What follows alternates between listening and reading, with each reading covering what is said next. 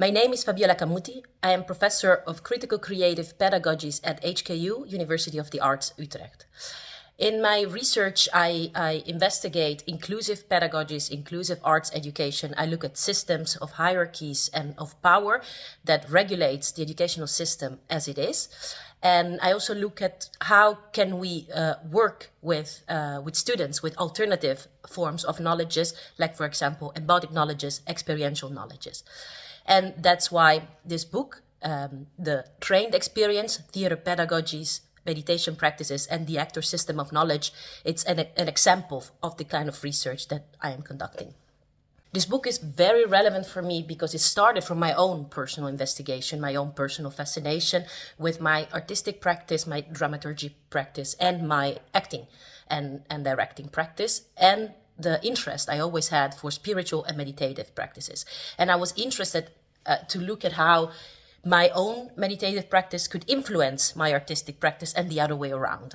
And there was, in my view at least, there was no vocabulary for this because it was very much based on my own experience. And in fact, experiential knowledge is not taken as, let's say, as valid as such, because it's something that is extremely subjective. But my question was, when it comes to the arts and to the artistic, to the creative processes, like how can we take experiences out of the equation? This book could be interesting definitely for academics who are interested in looking at this relationship between theater pedagogies, theater practices, and meditation. There is a historical investigation of how especially Western theater pedagogists have used meditation practices from all kinds of traditions, and how they have implemented and embedded in their own theater training. So theater scholars, performance scholars who are interested in that, but also for arts education students, students that, for example, would become theater teachers, to look at how different kinds of practices can be integrated in acting training and acting techniques, and how the experience actually builds a baggage of knowledge that can be transformed in something that can be developed and also transferred to others.